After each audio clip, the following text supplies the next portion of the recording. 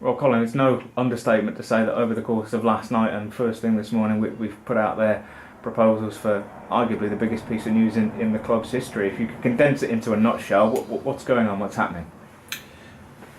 First of all, we're trying to secure the future of the club. I think that's the biggest thing for us. But we want to secure that with a partnership with the town and the community that really brings great benefit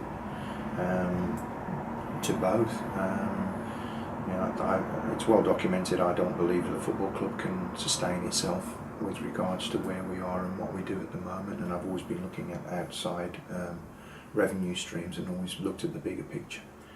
But we are pushing things along on all sides to try and get to a position where the football club can thrive and prosper and achieve its aims and objectives, and his aims and objectives are to compete at the highest level we possibly can.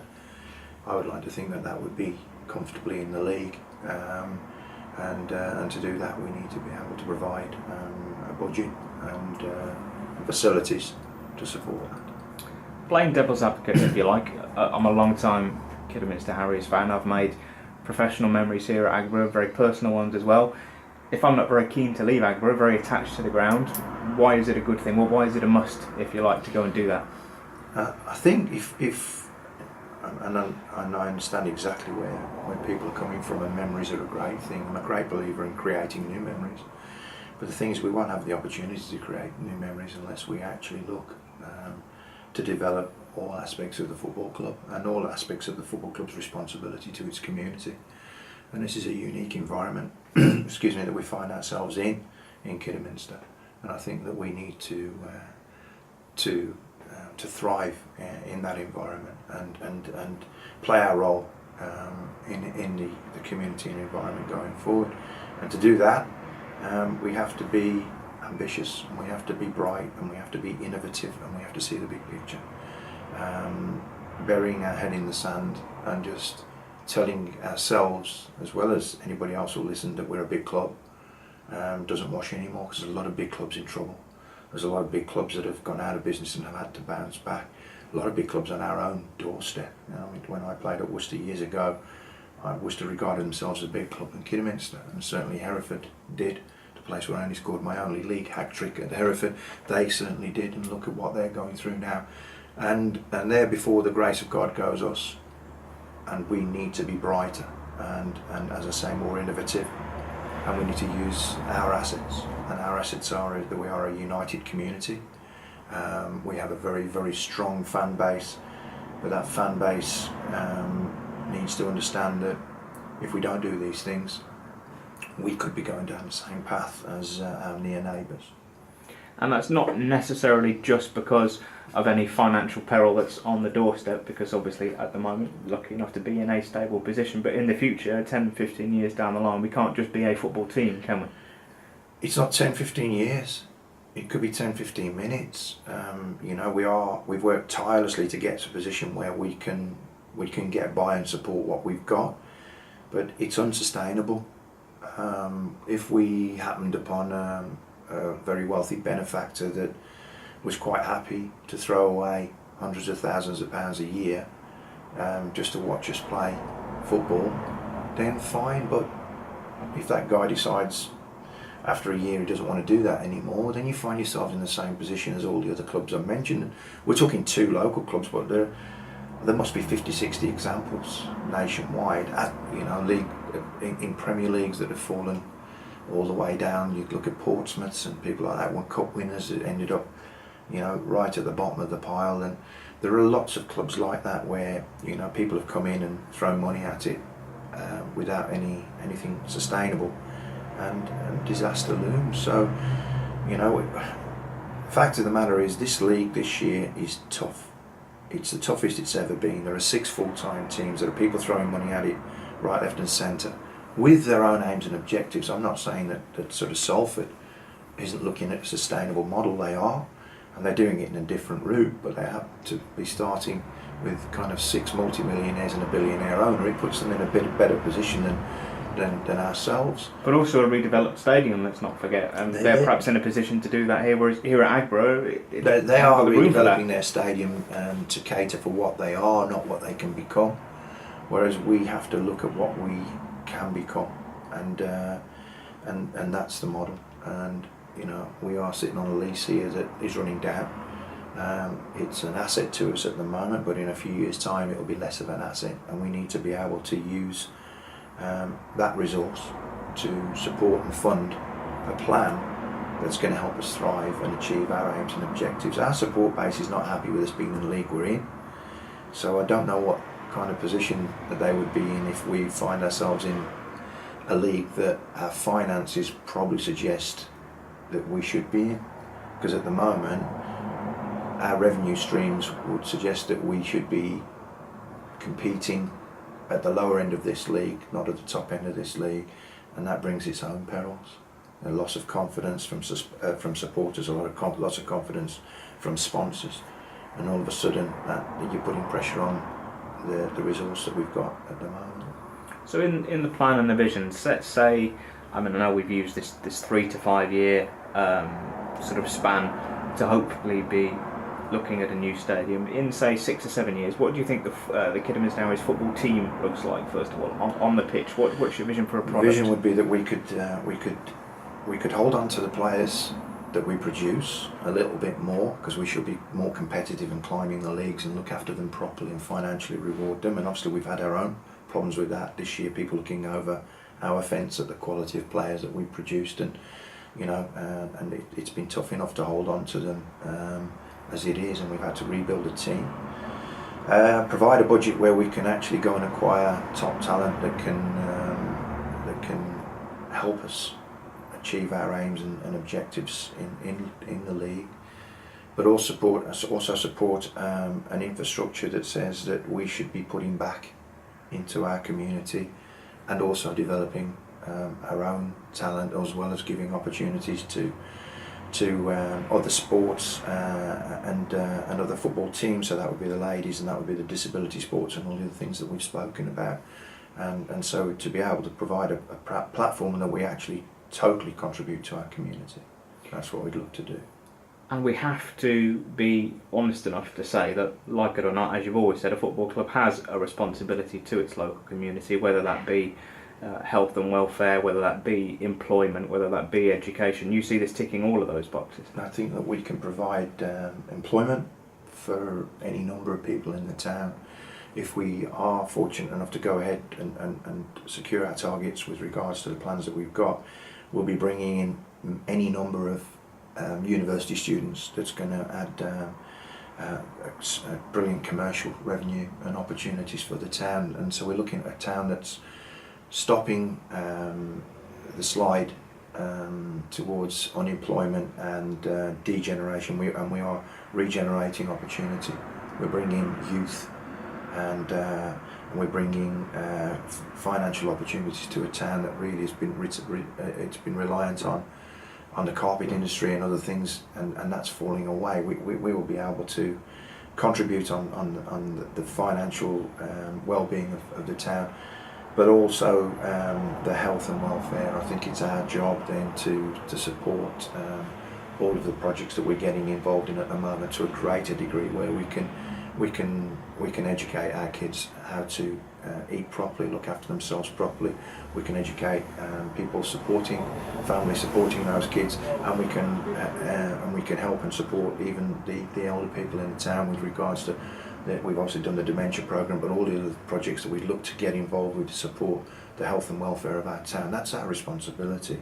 And because we are a unique town and community, I think the football club sits central to that, and therefore we have a responsibility to provide all that we can to help that community. So we've talked about the overall project and the future and what we hope to end up with in terms of an end product. Obviously at the very beginning of that sort of phase, if you like, at the moment, in terms of just submitting these plans, in terms of hard specifics, where are we down the line at the moment? It's very much just a case of having discussions and meetings and seeing. It's going through discussions and meetings and planning meetings and all the other things and all the other hoops that you have to jump through. but you know that. But you've got to take that first step, and we're at first step. That's where we are. So you know, this isn't a fait accompli by any stretch of the imagination, but we're at that first step, and it's a very exciting opportunity, and it's, you know, it's what I'm putting all of my energy and efforts in, and have done from day one. And I want everybody to be enthused and excited, whether you're a supporter, whether you're a season ticket holder, whether you're a sponsor. I think we can provide more opportunities for people who have partnerships with us at the moment that really have only supported us through loyalty and never really expected anything back from us. I think that's the biggest thing, the message I want to get across. I'll have a board with you, I'll do a programme advert with you because I support the club and you're great people, but really, you know, that's as far as it goes. No, now there's a reason to be involved with us because we're bringing things to you and opportunities to you. We want to be able to put a group of companies together that we have an affinity with, that we can give benefit to, that we can say, look, not only are you going to get 2,000 people every fortnight, you know, seeing your board and understanding that you support the club, but we'll give you more access to, you know, any number of opportunities through direct contact with new people coming into the town, and new opportunities for you, whether that might be on whatever you might be. You'd be, you know, a professional company, you're providing legal services for new housing, etc., or whether that's, you know, just a local retail store that would, you know, generally be quite pleased that more people are coming through the door. Whatever it might be, we want to be able to be that conduit, that link from us to you, to give you benefit for supporting the football club and backing us in the vision that we have to benefit the whole of the region. That's the point. We're not just give, you know, we just take. We want to give back. We give back with a purpose. All right, you know. At the end of the day, that our purpose is to be as good as we can be and as successful as we can be, and so we want to engage with you because we want to benefit you, but we want to be engaged with you because you're going to benefit us, and that's what we're looking at. And I think the beauty of that as well is that, quite apart from looking at the future, we talk about 3 to 5 years, nobody takes their eye off the ball in terms of the interim either, because the very best possible scenario is for us to be moving with hopefully a successful, maybe National League team, maybe League 2 team, Yeah. but a good football team that's well supported commercially and in terms of a fan base, whilst we're still remaining here. Yeah. They're important years, aren't they? They are. We still want to go and be competitive, we want to compete, we want to succeed, and we've shown that recently. It's well documented, the Dan Bradley signing. That's a stretch. That's a stretch that this football club hasn't taken for a long time, and there's a method and a reason behind what we're doing. We want to be able to provide players who can make a difference, and that's what we look to do. So we're not drawing everything in and saying, look, this is what we are until we get this up and running. We won't be investing in the football team. We'll continue to invest in the football team because we deserve to, the manager deserves, and Guardian, the staff deserve to have us support them because they are absolutely superb at what they do, and we are very, very keen to put a product out on the pitch that everybody appreciates, and it's vital we continue to do that. So we brought Joe Ironside in. Let's kid ourselves that, you know, the crowdfunder provided some funds for us at the end of last season, but it was only really enough to cover 1 or 2 players that we'd already bought in. The Joe Ironside was a stretch for us as well. Dan Bradley's been a stretch for us as well, and you know, so we where we needed to go and acquire people to make a difference to us straight away, and we hadn't got the time and resource to develop that talent, we've pushed the boat out.